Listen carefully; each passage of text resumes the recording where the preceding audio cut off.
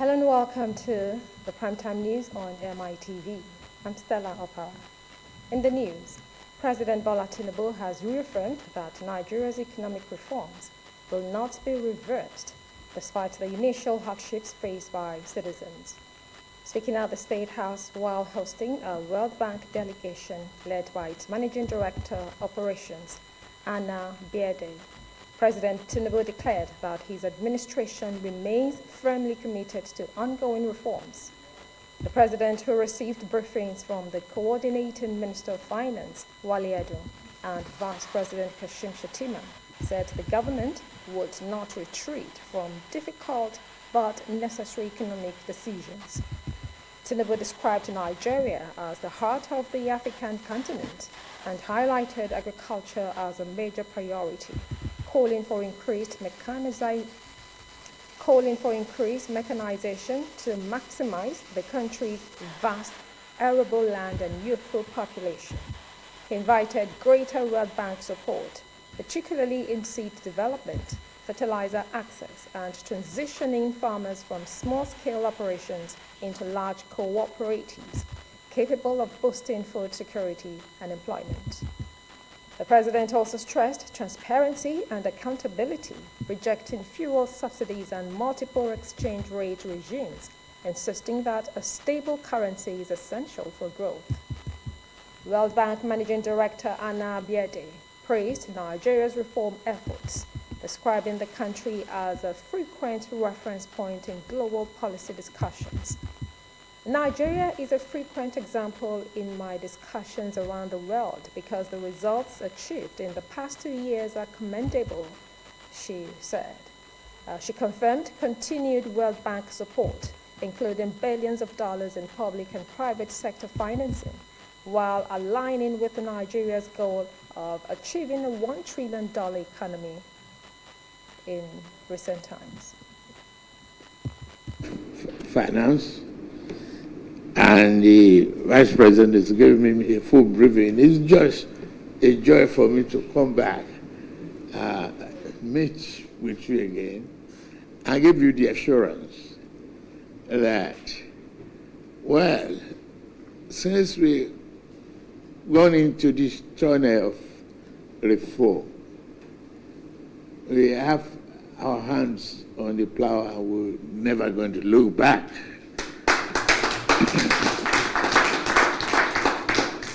It is very clear that initially it was painful, difficult, but those who win are not those who give up along the way in difficult times.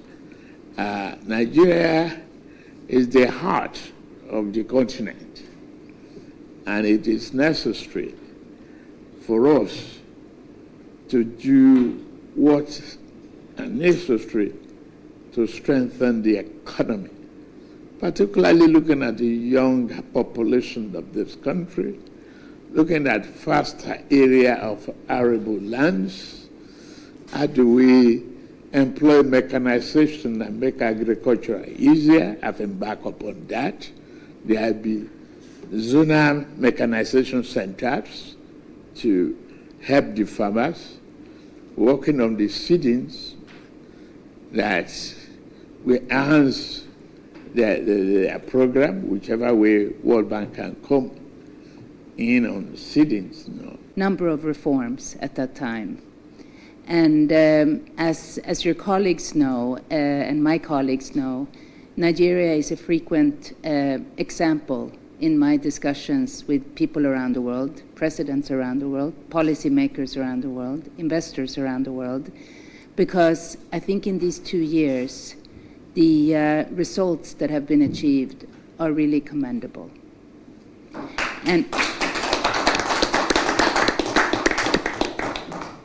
And what I have particularly appreciated and followed, if I may also add, is your steady direction that you communicate to the people of Nigeria, as well as outside of Nigeria, of the importance of the reforms. because that has given confidence and clarity that even when reform implementation can be difficult, there is no turning back. You're staying the course because it is what's needed to get the results that you're looking for. So this is a very powerful method, because many times it's easy to say we slow down or we change or we reverse.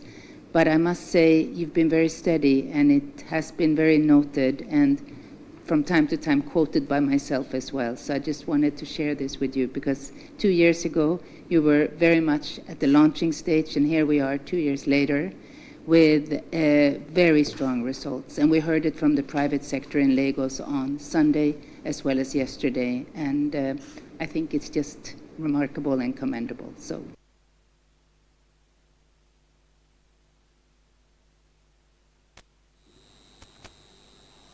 The Senate has urged President Bola Tinubu to adequately fund the nation's security agencies to strengthen the fight against banditry and other security threats across the country.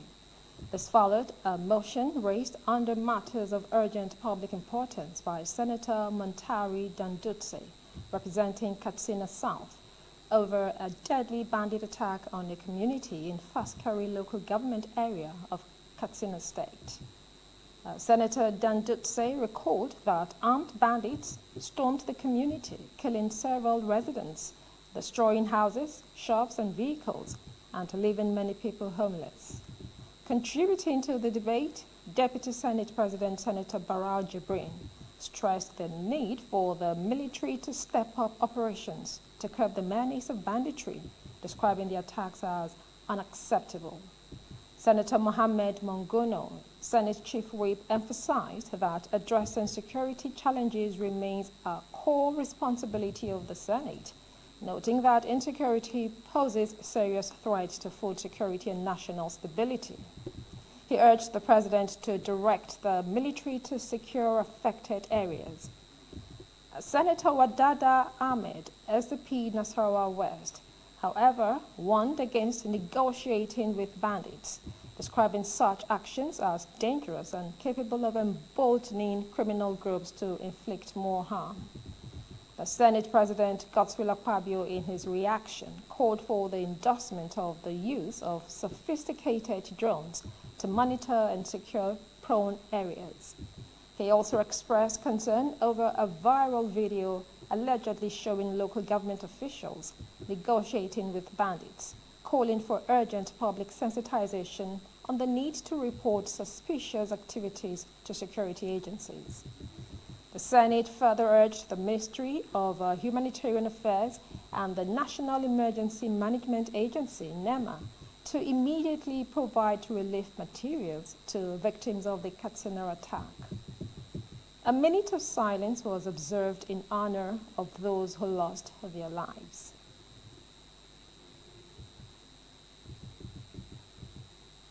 Note with grave concern that as at yesterday, Tuesday, 3rd February 2026, 35 people have been attacked and killed across Funtua zone, 24 in Faskari local government area, 8 people in Dandime local government,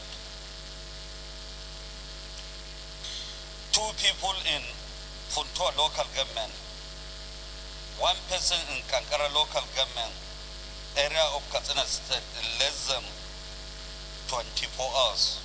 Mr. President, concerns that the incessant banditry attack on communities will significantly impact food production and agricultural activities, as more than 50,000 farmlands are not cultivable presently, thereby jeopardizing food security and livelihood of the people. My concern is, one, the issue of negotiation with bandits, because just 2 weeks ago or so, the governor of Katsina State, where this senatorial district falls under, had negotiated with bandits. And today, we have a colleague here crying foul to his people. So what has the negotiation translated to now? It hasn't translated to the needed and required peaceful results or atmosphere we want. So we should stop by all means negotiating with bandits, and we should be reminded that security is for all. But, we should encourage our constituents that have empowered us to be here to be much more responsive and committed to the issue of security. One of the primary responsibility of any government, first and foremost, is to secure the lives and properties of the people. So against this backdrop, this motion is apt, relevant, and germane in the discharge of our constitutional responsibility of legislating for the peace, order, and good governance of the country. Again, as rightly alluded to by both the sponsor of the motion and the Deputy Senate President, that this area in question is an agricultural heartland where a lot of foodstuffs and cash crops are being produced. And as a result of this insecurity, many farmlands has been displaced. People are unable to engage in their agricultural activity and therefore negatively impacting on food security of the country. Therefore, the directive of Mr. President that a military formation should be established in that area with a view to securing the lives and properties of the people should be implemented as captured in the prayers. And to say that we in the Senate are with you, we share the same opinion. We are of the opinion that this banditry should end. In fact, on the 1st of January, my prayer to God, and which I spread to the nation, was that banditry and insurgency should end this year. By the grace of God, 2026 will not see our end, but rather we shall see the end of 2026 and the end of banditry. That's our prayer. So I understand the anger, but also note that there are a lot of things involved. They only go for soft targets. We can have military barracks in every village in Nigeria. The country is very vast. So they go for soft targets, and when they go, they cause maximum damage. And by the time we move there, we now become reactionary. So I have also advised that we do everything to explore the possibility of using very sophisticated drones in very vast areas that we cannot man with human feet.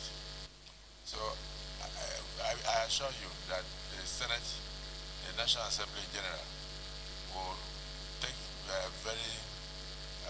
will take cognizance of your plea.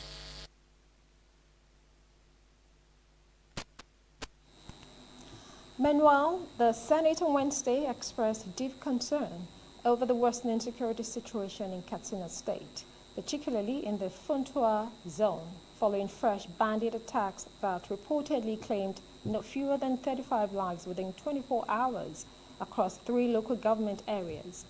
The development came as lawmakers urged President Bola Tinubu to urgently fulfill his pledge to establish a military barracks in the area, while cautioning against any form of negotiation with armed groups terrorizing rural communities. The matter was raised through a motion of urgent public importance under Order 42, sponsored by Senator Dandutse Mohammed, who represents Katsina South, calling for immediate and comprehensive federal intervention to halt the escalating violence. Ruling on the motion, the President of the Senate, Godswill Akpabio, admitted it for debate after it received overwhelming support from senators. Moving the motion, Dandutse said Katsina had been thrown into mourning by a renewed wave of coordinated attacks including an ambush on personnel of the mobile police force in Guga, Bako local government area of Katsina Metropolis, where 3 policemen were killed and 2 others critically injured. He disclosed that as of Tuesday, at least 35 persons had been killed in attacks across the Funtua zone within the span of less than 24 hours. Now, the Senate has initiated moves to alter relevant provisions of the 1999 Constitution to pave the way for an upward review of the revenue allocation formula in favor of the federal government. The move followed the introduction of a bill sponsored by Senator Sunday Karimi of Kogi West, which seeks to increase the federal government's share of the nation's revenue to enable it meet what the lawmaker described as overwhelming national responsibilities. Under the current revenue allocation formula, the federal government receives 52.68%, while the 36 states share 26.72%, and the 774 local government councils receive 20.60%. Speaking with journalists after plenary, Karimi said the proposed legislation aims to address what he termed as a growing mismatch between the federal government's responsibilities and the funds available to it. He described the existing revenue sharing structure as outdated and unsustainable, arguing that it places excessive financial pressure on the federal government amid rising infrastructure decay and insecurity across the country.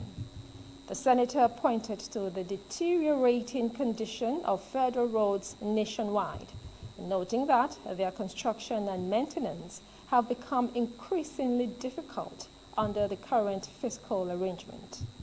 Karimi further noted that inadequate funding has also affected the military's fight against terrorism, a situation he said could be improved through increased revenue allocation to the federal government.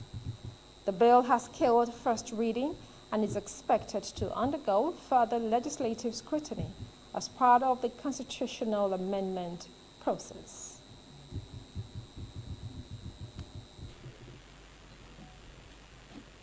You will recall that before now, we have been operating a revenue formula that has been there for more than as old as this present democracy we are operating. But we find out that, not deceiving ourselves, there's too much burden on the federal government lately. Most of the roads in the federation, they are totally down. You go to your local government, go to your communities, all the roads leading to various states, communities, which are called truncate roads, federal roads, they are down. Even apart from roads, a lot is being spent on fighting banditry and terrorism. And all this is left for the federal government to prosecute. The federal government, that is the federal, they are now having responsibility that they are unable to cater for financially. That is why I felt it necessary that we cannot continue to deceive ourselves and operating with a revenue allocation that this little fund, the fund that is being given to the federal government, is not enough to meet the responsibility of the federal government. And I'm sure you will agree. But if one is asking for a change, you know, in the Nigerian system, there will always be politics to it. Like, I'm going to give an example. Aye Toro, Uparo, Egan, Taba, Road, and several others like that, all over the federation. These ones I mentioned, they've been awarded for more than, they have been awarded since 2014, and no much work is going on. Why? Because inadequate funding, and that is the situation all over the country. And federal government is running from hectare to scatter looking for funds to meet the Federal Ministry of Finance, crying that they are not paid. It's not as if federal government, they are using these funds wrongly, but the revenue accruing to them is not able to meet their responsibility. I've just talked about banditry. Banditry is being fought all over the federation. A lot of resources is going into this. If we are in a, God forbid, if we had a situation of external aggression, war, are we going to continue with this revenue formula?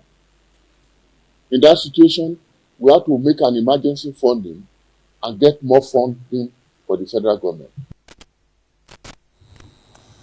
Now, the House of Representatives ad hoc committee on agricultural subsidy, intervention funds, aids and grants programs has summoned the Central Bank of Nigeria, CBN, the National Bureau of Statistics, NBS, and concerned financial institutions to appear before it over their failure to honor invitations and submit key documents on agricultural funding.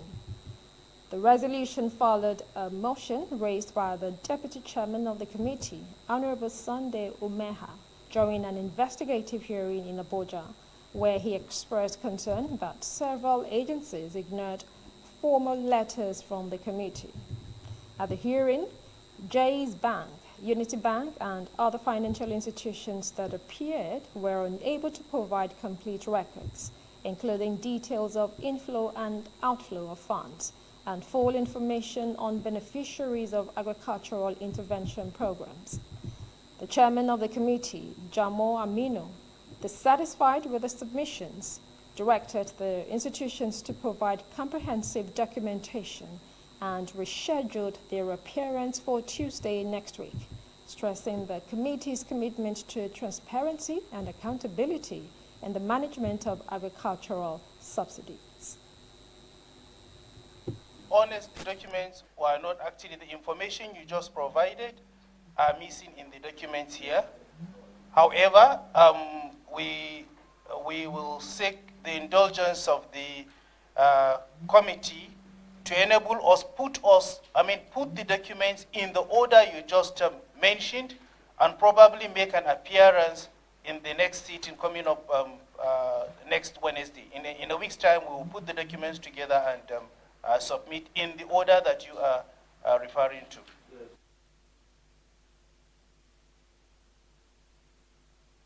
Colleagues paginated. No, I no, did no, the no. pagination myself. I will do the pagination, sir. In line with So please, this is unacceptable.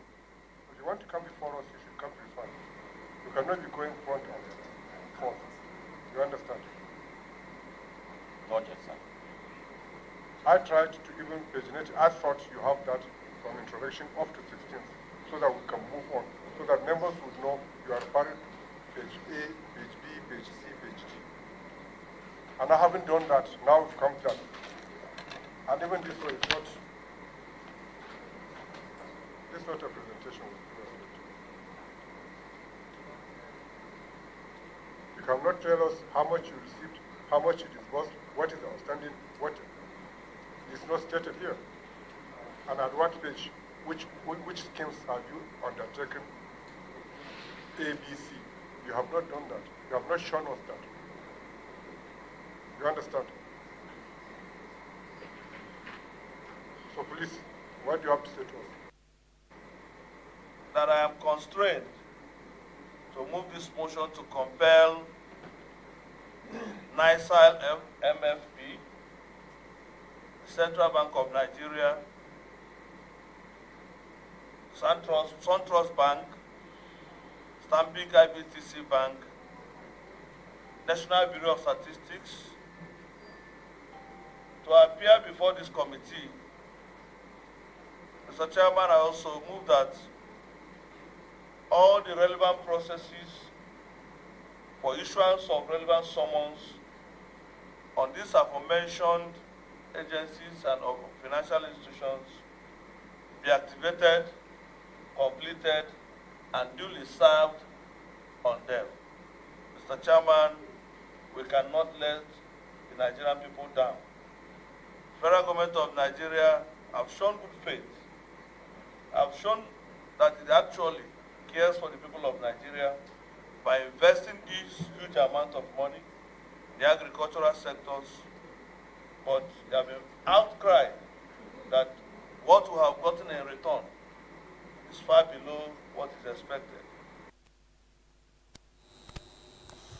Away from that, the Minister of the Federal Capital Territory, Wike, has said that political activities in Abuja, including the approaching area council elections scheduled for February 21, will not interfere with the pace of development projects across the capital.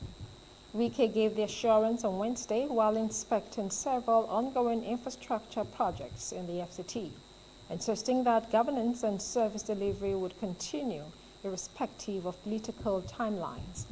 He noted that the responsibility of the government is to remain focused on the welfare of residents.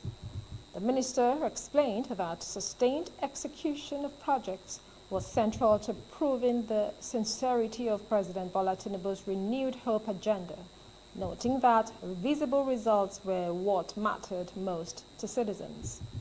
Wike said the only way to make sure that people will be happy and see that the renewed hope agenda is real is to continue with the work. One of the projects inspected was the Institutional Research Road, which links Nile University, the body of benches, and other institutions, and serves as an alternative route to the older road leading to the Economic and Financial Crimes Commission's headquarters. Wike described the road as a strategic artery expected to bear significant traffic once completed. Inspection also took the minister to the body of benches extension building, where he disclosed that construction was nearing completion, with about 80% of the work already done and only landscaping outstanding. Moving on, the Nigerian Navy and the Pakistan Navy have intensified discussions aimed at strengthening collaboration in training and other areas of mutual interest. The engagements focused on capacity building, including training on laying strong foundations for doctrine and policy development, as well as enhancing workup and skills acquisition. Speaking to journalists during the 55th Pakistan Navy Senior Course at the headquarters, Western Naval Command in Lagos, the leader of the Pakistan Navy delegation expressed readiness to deepen bilateral cooperation with the Nigerian Navy, particularly in the area of maritime security. He noted that the government of Pakistan places high value on the long-standing relationship between Nigeria and Pakistan, describing it as strategic and mutually beneficial. On his part, the flag officer commanding Western Naval Command, Rear Admiral Abdullahi Mustafa, reaffirmed the strategic importance of the Nigerian Navy and its unwavering commitment to securing Nigeria's coastal and inland waterways. Presence here is the sole testimony about the deep-rooted relationship between Nigeria and Pakistan. I would like to commend the efforts of your political leadership, who always let us know be here. I'm sure you know that Pakistan and Nigeria are great trade partnerships. One of the largest volume of trade we have in African countries, that's with Nigeria. And coming down within armed forces, we have a very good relationship, and in particular Navy. We have very long-rooted relations. And the question that what we are here to bring, we have everything. We have come here with our open heart. and we have talked in depth in every matter where we can collaborate, where we can cooperate. I have extended invitation to the Admiral for all the fields of cooperation and support where we can be part of efforts of our brothers, because Nigerian Navy is doing a great job in ensuring the maritime security. And I was talking to Admiral that there's something which a country alone cannot achieve. So we are ready with our open heart to shake hand in every field of cooperation which we can offer. Pakistan has been a long-standing partner country to Nigeria, and defense cooperation is one of the most effective pillars of our bilateral partnership and relations.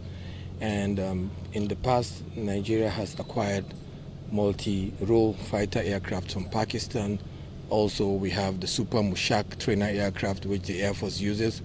Pakistan has also provided Nigeria with anti-drone jammers, communication equipment, very robust, which have been effectively used in most of our operations across the country. In terms of training and capacity building, we have exchanges in both staff colleges and war colleges, and this has been yielding positive results. And also in terms of doctrine development, we have done joint exercises in War Corp, and both that's the basic Operation Sea training, safety Operation Sea training, and consolidation Operation Sea training. And in terms of shipbuilding too, we are looking at exploring greater partnerships. The Commodore and his team from the Pakistan Navy Staff College, PN55, that's 55th Staff College, will be visiting the Naval Dockyard Limited, and they will specifically look at areas we can collaborate to enhance. You know, Nigeria already has indigenous capacity. We are now doing SDB 5 and 6, I believe. And so with what they are bringing to the table, we'll be able to look at areas we can collaborate to actually take our shipbuilding to the level it deserves. Now, in the latest development, Nigeria today joined the global community to mark World Cancer Day 2026 with a renewed call for unity and compassion in the fight against cancer.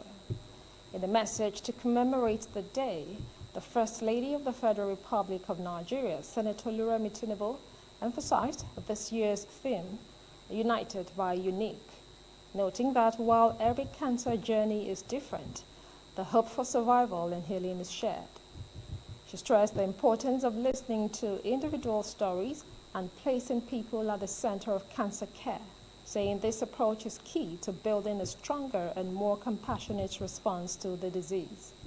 The First Lady highlighted prevention, early detection, access to quality treatment, and sustained support as critical pillars in reducing the burden of cancer in Nigeria and across the world. She called on governments, healthcare providers, communities, and individuals to unite their voices and actions, adding that collective commitment can bring the world closer to a cancer-free future. World Cancer Day is observed annually on February 4 to raise awareness, improve education, and mobilize action against cancer globally. In another story, the federal government has emphasized that Nigeria's quest for sustainable waste management can only be achieved if citizens undergo a fundamental attitudinal change and begin to view waste management as a public service rather than an act of charity. This position was made by the Special Assistant to the Minister of Environment, Dr. Femi Adegoke, during a stakeholder engagement on waste collection and disposal in Lagos State, where he stressed that the success of any waste management policy depends not only on government action, but also on the mindset and cooperation of the people. Idowu Adekoke noted that many Nigerians still perceive waste management as a responsibility that rests solely on government agencies or private operators, without fully recognizing their role in the waste value chain. He explained that sustainable waste management requires citizens to take responsibility for proper waste generation, disposal, and recycling, while also supporting government-established systems. On his part, the Chancellor of the Waste Management Society of Nigeria, Wamasan, Lagos chapter, Bolahan Yusuf, highlighted the growing crisis confronting dump sites across the country, particularly in major urban centers such as Lagos, pointing that most dump sites are currently operating far beyond their designed capacity, leading to severe operational stress and heightened environmental pollution risks. Yusuf noted that Nigeria's continued reliance on open dumping and landfills has become unsustainable in the face of rapid population growth, urbanization, and rising waste generation. He stressed the urgent need for the country to transition to more sustainable waste management practices, including waste segregation, recycling, composting, and waste-to-energy solutions. To achieve sustainable waste management, it must stand on 5 interconnected pillars. 1, waste management is not a public service. It's a public service, sorry, but not a charity. You get what I'm saying? Waste management is a public service, but it's not a charity. So, like Mr. Adebola said, that does it. You must pay commensurate for what you're generating. Because if people don't pay commensurate to what they're generating, then people are going to continue to generate waste at will. So we're not going to reduce consumption and waste generation. And the second one, stable finance. Nothing, no system survives without money.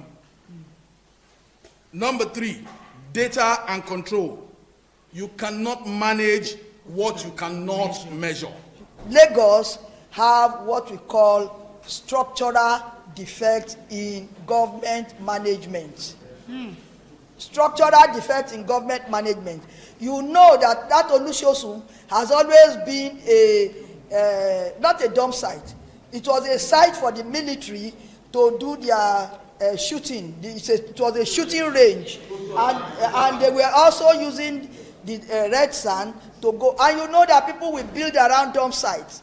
Lagos is a very enclosed area. It has a very small area. Why are you not moving away from dump sites? Lagos is Africa's fastest growing megacity yet today. Waste continues to overwhelm our streets, highways, markets, and drainage systems. Across many states, parts of the state, residents wake up daily to uncollected household waste, overflowing communal bins, illegal roadside dumping, blocked drainages contributing to flooding. This situation is not caused by population growth alone. It's a result of gaps in collection logistics, insufficient waste evacuation capacity, weak source segregation, behavioral challenges, and infrastructure that has not kept pace with urban expansion. Waste on our streets is no longer just an environmental concern.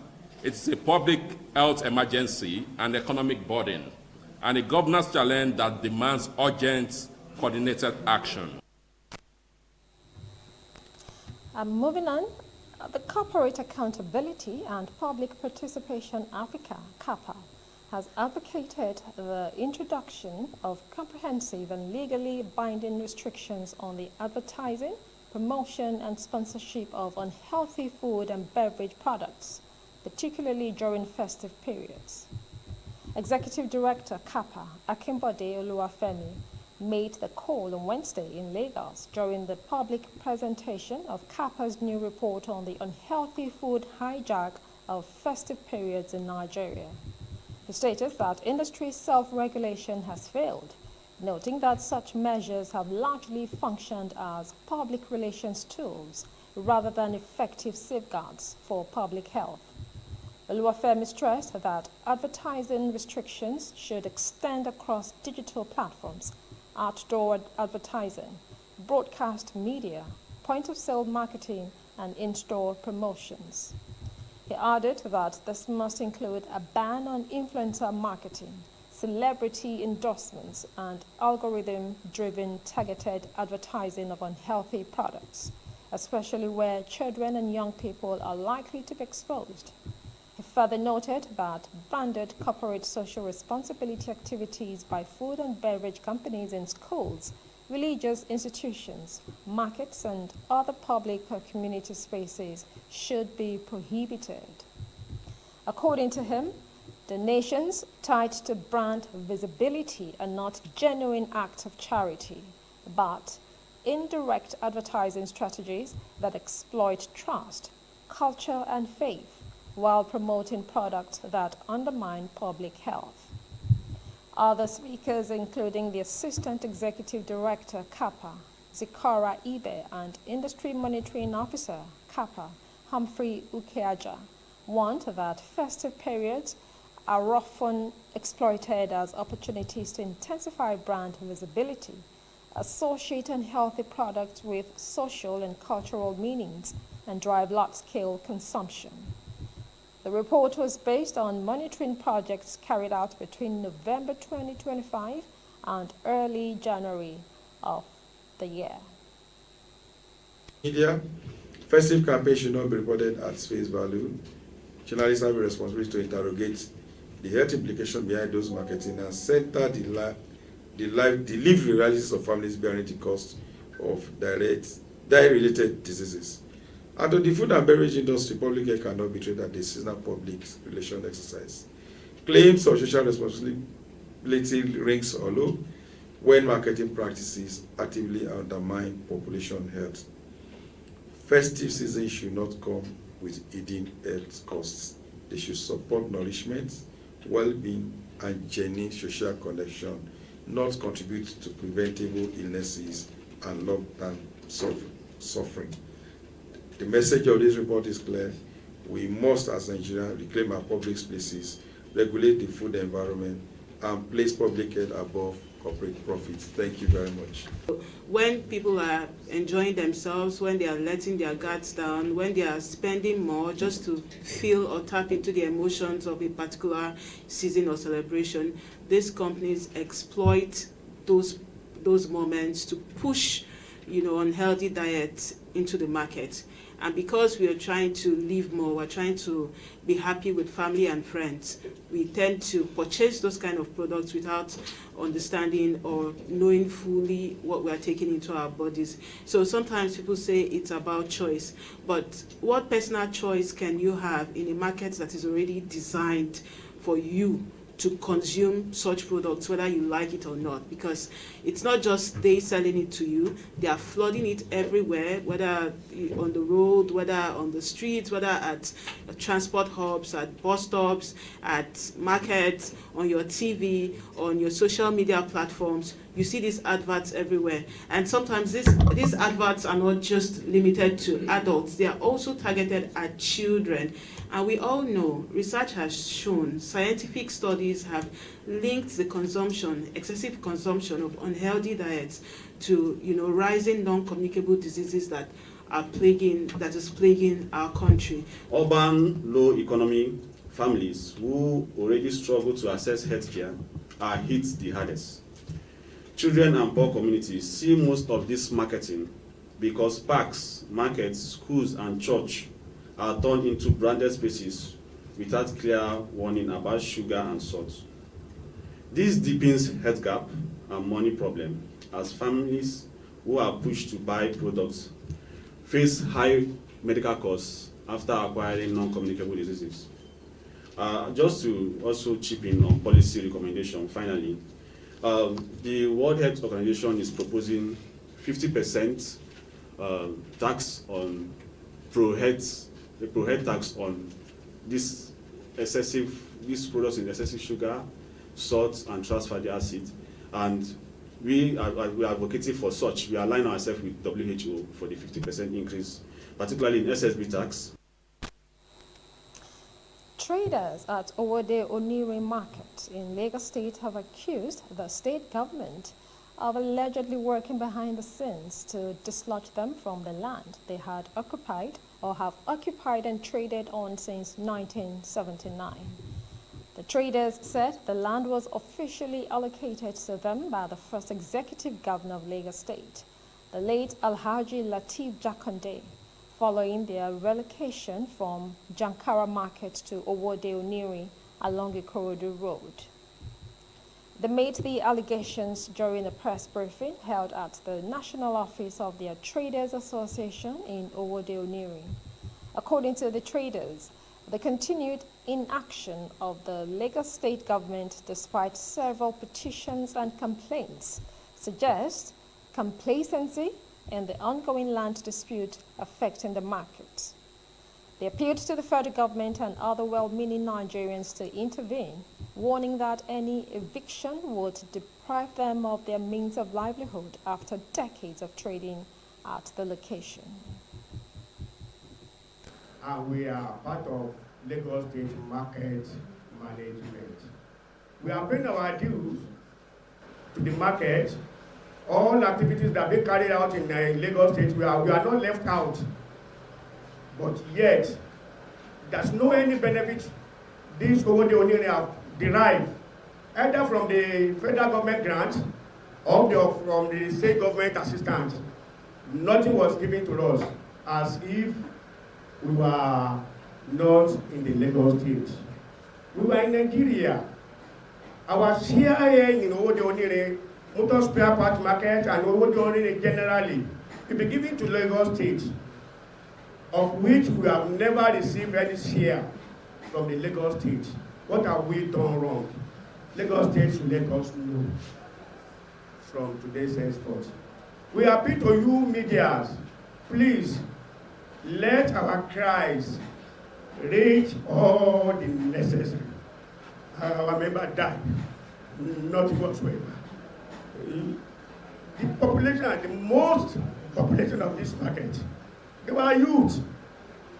There's a large unemployment in Nigeria about youth. Youth are unemployed. Anybody that came here will see something doing. Yet, we are educated. We are still here in the market. Our children are here in the market. Our children that are educated are still with us. There's no work, no white-collar job for them to do. We accommodated them here. What the government will pay us in revenge is to be killing our children. Our plea is for the Lagos State government to be up and doing. The essence of governance is to maintain peace and order and to take care of the masses. The day a government fails to take care of its masses, he has failed in his duty. So we are calling on the Lagos State House of Assembly to stand up and fight for us. We are calling on the Lagos State government to promptly, immediately, Akim Ariori should be arrested, because that day we... Gbogbo nǹkan yìí kò kí ń ṣe Akim Ariori o, nítorí ó di ẹ̀ẹ̀mejì tá a ti lọ sí House of Assembly. Ẹlẹ́ẹ̀kẹta la lọ níjó ní kò hàn respond tí wa rárá àtọ́ lọ. Nta ń rí náà ni pé bí ká máa gbọ́ níta pé kò sí nǹkan tí a lè ṣe, ẹ̀yìn Ariori làwọn wà. Meanwhile, engineer Abiodun Ariori, who was recently declared wanted by the Lagos State Commission of Police, Jimoh Olowundare, has dismissed allegations that he is a land grabber. Speaking with journalists, Engineer Ariori said he possesses or has all necessary legal documents, including a valid court judgment, which he said confirms his power of attorney on behalf of the family that owns the disputed land. He maintained that the Lagos State Police Command, including the Commissioner of Police, had been fully briefed and kept informed of all developments in the matter from inception up to the stage of enforcement. Engineer Ariori further alleged that the police officers attacked during the Owode Oniri incident were personnel attached to him from the Nigeria Police Force headquarters in Abuja, adding that several of them sustained injuries during the attack involving traders at the markets. So I'm surprised if somebody can now be calling me a land grabber when I have all the evidences to the extent a OCP saying that it's from Ilorin, that I will fight for Ilorin people, that the people in Owode Oniri, they are from Ilorin. We have all the evidences for the press conference he did. To the extent they arrested my policemen to Abuja, and Abuja DIG have tried them and exonerate them. The same CP still brought these people to Lagos. As I'm talking to you, he recommend that they should be dismissed. That's the news I heard yesterday. If you go to Alausa to check it, to verify from the Surveyor General, you know that it exists. If the Owode traders are saying that they came there around 1979, that means that if we had a survey over a land for 77, you know what that means? It means that our rights was first in time before they got there. We were already established. That was why we could even sue the government, the Shomo local government and all. If you look at these decisions, this is Form O. Okay? When you go to court and you prove your case, all you need to do is to, because the judgment of the court will not enforce itself. It doesn't speak. The way you activate a decision of the court is by way of enforcement. So we went to and the necessary, you have to comply with the provisions of the Sheriffs and Civil Processes Act. So every agency, institution that is involved, that wants to give a support service to whatever you are doing relative to a judgment, because the effect of a judgment is that it takes away the right from somebody and vests it on another person. In the course of the matter, the court that will be determining the matter will be determining the rights of the parties. So it is on the basis of the evidence that you give and the documents that you use to support your case that gives you rights of ownership. So we became vested owners by virtue of the documents I have already mentioned. High Court decisions, Court of Appeal decisions.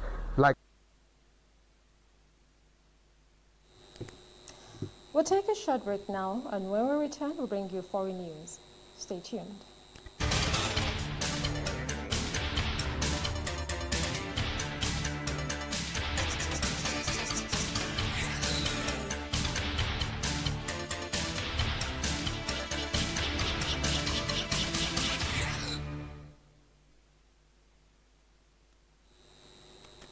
Welcome back. Now to foreign news. Libyan prosecutors have launched a formal probe into the killing of Saif al-Islam Gaddafi, the son of the country's late leader Muammar Gaddafi. The public prosecutor's office said on Wednesday that forensic experts have been dispatched to Zintan in northwest Libya, where Gaddafi was shot dead, adding that efforts were underway to identify suspects. The office said in a statement that the victim died from wounds by gunfire, adding that investigators were looking to speak to witnesses and anyone who may be able to shed light on the incident. Gaddafi's political team said, and I quote, 4 masked men stormed his house and killed him in a cowardly and treacherous assassination, end of quote. It said Gaddafi engaged in a direct struggle with the assailants who had shut down the property's security cameras in what was described as a desperate attempt to conceal traces of their heinous crimes.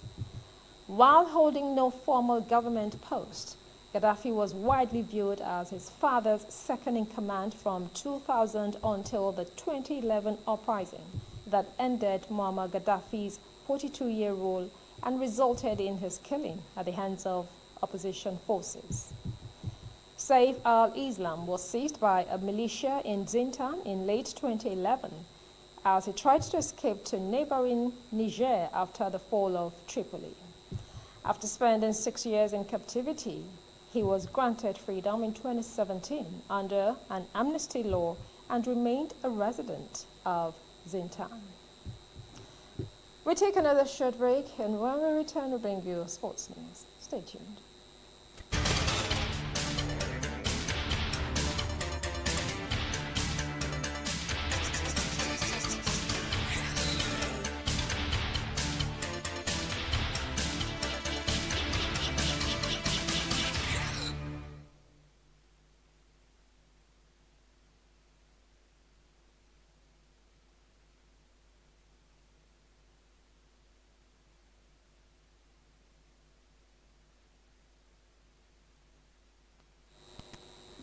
Welcome back. Now to sports news. Falconets head coach Moses Aduku has named a 26-player squad as Nigeria steps up preparations for their FIFA Under-20 Women's World Cup third-round qualifiers against Senegal. The squad, dominated by players from the Nigeria Women Football League, features standout names like